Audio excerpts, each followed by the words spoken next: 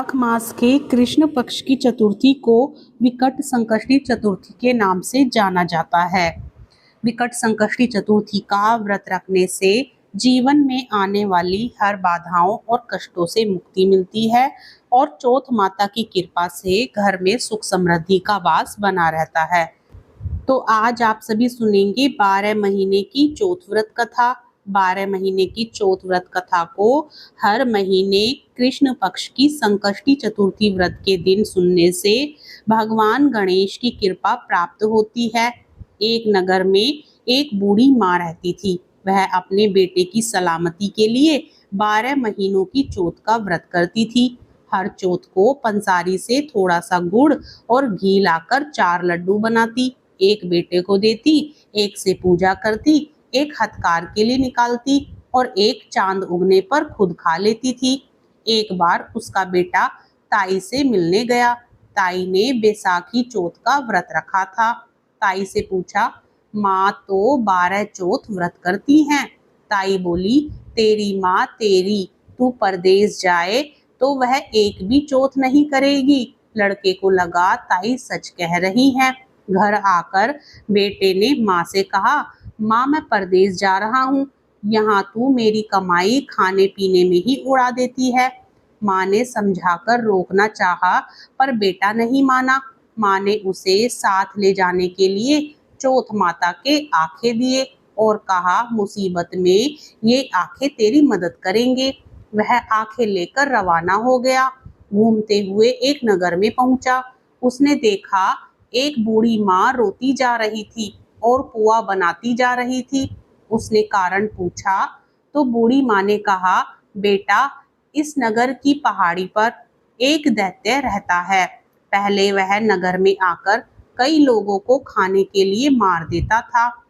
अब राजा हर घर से एक आदमी दैत्य के पास भेजता है और आज मेरे बेटे की बारी है, इसलिए रो रही हूँ और उसी के लिए पुए बना रही हूँ। वह बोला, तू पुए मुझे खिला दे, तेरे बेटे की जगह मैं चला जाता हूँ। बूढ़ी माँ ने खीर पुए उसे खिला दिए। खा पी कर वह सो गया। रात को राजा के सैनिक आए तो बूढ़ी माँ ने उसे भेज दिया। दैत्य के सामने पहुंचने पर उसने चौथ माता के आंखें दैत्य की तरफ फेंक कर कहा, हे चौथ माता, यदि मेरी माँ मेरी सलामती के लिए व्रत करती है तो दैत्य का सिर कटकर गिर जाए।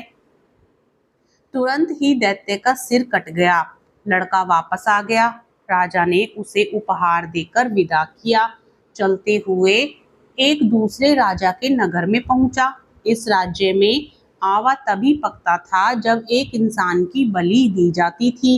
सिपाहियों ने उसे पकड़कर आवे में चुन दिया। लड़के ने आंखें आवे में डाले और कहा, हे चौथ माता, यदि मेरी माँ मेरे लिए व्रत करती है तो आवा मेरे बलि लिए बिना ही झट से पक जाए। आवा तुरंत पक गया। आवे में से मिट्टी की जगह सोने चांदी के बर्तन निकले। अंदर से लड़का बोला, बर्तन धीरे धीरे निकालना, मुझे लग नहीं जाए। राजा ने उसे निकलवाया और पूछा, इस आवे से तुम बच कैसे गए? लड़के ने बताया कि उसकी माँ चौथ माता का व्रत करती है, व्रत के कारण ही वह बच पाया। राजा को विश्वास नहीं हुआ। उसने एक चांदी की सुराही मंगवाई और कहा कि सुराही की नली से निकलकर दिखाओ, तभी मुझे विश्वास होगा। लड़के ने चौथ माता को याद करके आंखें सुराही में डाले और कहा, मैं भंवरा बनूं, सुराही से निकलूं। लड़का भंवरा बनकर सुराही से निकल गया।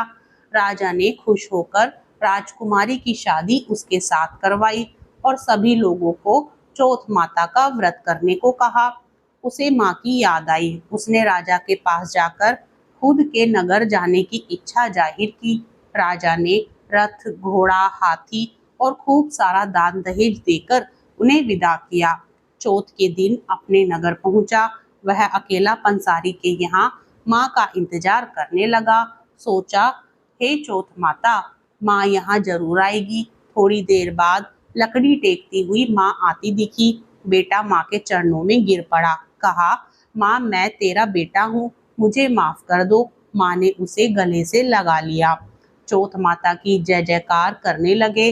उस नगर के सभी लोग चौथ माता का व्रत करने लगे।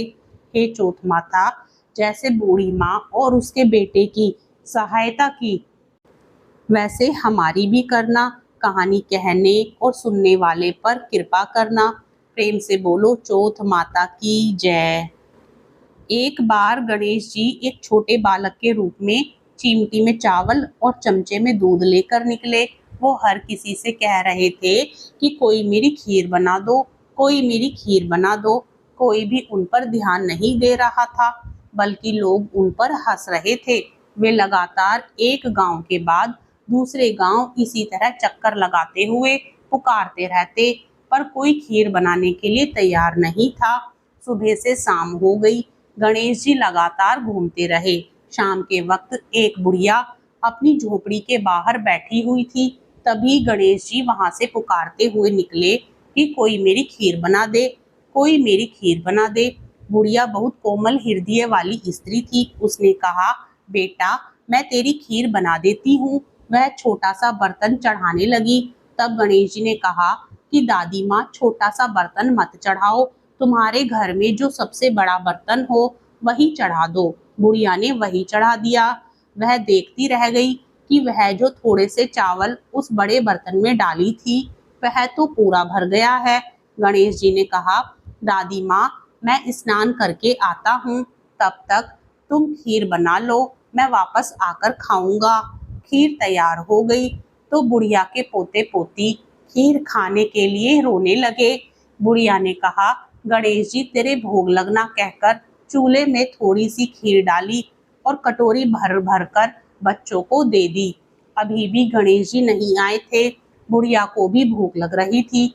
वह भी एक कटोरा खीर का भरकर किवाड़ के पीछे बैठकर एक बार फिर कहा कि गणेश जी आपके भोग लगे कहकर खाना शुरू कर दिया। तभी गणेश जी आ गए। बुढ़िया ने कहा, आ जा रे बेटा, खीर खा ले, मैं तो तेरी ही राह देख रही थी। गणेश जी ने कहा, दादी माँ मैंने तो खीर पहले ही खा ली। बुढ़िया ने कहा, कब खाई? गणेश जी ने कहा, जब तेरे पोते पोती ने खाई तब खाई थी, और अब तूने खाई तो मेरा पेट पूरा ही भर गया। बुढ़िया ने पूछा, मैं इतनी सारी खीर का क्या करूंगी? इस पर गणपति जी बोले, सारे गांव को दावत दे दो। बुढ़िया ने बड़े प्यार से मन लगाकर खीर बनाई थी।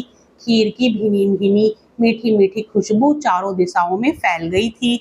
वह हर घर में जाकर खीर बनाने का न्योता देने लगी। लोग उस पर हंस रहे थे। बुढ़िया के घर में खाने को दाना नहीं और यह सारे गांव को खीर खाने की दावत दे रही है। लोगों को कुतूहल हुआ और खीर की खुशबू से लोग खिंचे चले आए। लो, सारा गांव बुढ़िया के घर में इकट्ठा हो गया। बुढ़िया ने पूरी नगरी जिमा दी, फिर भी बर्तन पूरा ही भरा था। राजा को पता लगा तो बुढ़िया को बुलाया और कहा, क्यों री बुढ़िया, ऐसा बर्तन तेरे घर पर अच्छा लगे या हमारे घर पर अच्छा लगे? बुढ़िया ने कहा, राजा जी आप ले लो। राजा जी ने खीर का बर्तन महल में मंगा लिया। लाते ही खीर में कीड़े मकोड़े बिच्छू हो गए और दुर्गंध आने लगी। यह देखकर राजा ने बुढ़िया से कहा, बुढ़िया बर्तन वापस ले जा, जा तुझे हमने दिया। बुढ़िया ने कहा, राजा जी आप देते तो पहले ही कभी दे देते, यह बर्तन तो मुझे मेरे गणेश जी ने दिया है। बुढ़िया ने बर्तन वापस लिया। लेते ही सुगंधित की खुशबू हो गई। घर आकर बुढ़िया ने गणेश जी से कहा, बची हुई खीर का क्या करें? गणेश जी ने कहा, झोपड़ी के कोने में गड्ढा खोदकर गाड़ दो, उसी जगह सुबह उठकर वापस खोदेगी तो धन के 2 चरे मिलेंगे। ऐसा कहकर गणेश जी अंतर्ध्यान हो गए। जाते समय गणेश जी के लात मारते हुए गए तो झोपड़ी के स्थान पर महल हो गया। सुबह बुढ़िया ने फावड़ा लेकर घर को खोदने लगी तो टन टन करते 2 धन के चरे निकल आए। वह बहुत खुश थी। उसकी सारी दरिद्रता दूर हो गई और वह आराम से रहने लगी। उसने गणपति जी का एक भव्य मंदिर बनवाया और साथ में एक बड़ा सा तालाब भी खुदवाया। इस तरह उसका नाम दूर दूर तक प्रसिद्ध हो गया। उस जगह वार्षिक मेले लगने लगे। लोग गणेश जी की कृपा प्राप्त करने के लिए उस स्थान का पूजन करने और मान्यताएं मानने के लिए आने लगे। गणेश जी सबकी मनोकामनाएं पूरी करने लगे। गणेश जी, जैसा आपने बुढ़िया को दिया वैसा सबको देना। विनायक जी की कहानी कहने वाले और सुनने वाले सब पर अपनी कृपा बनाए रखना।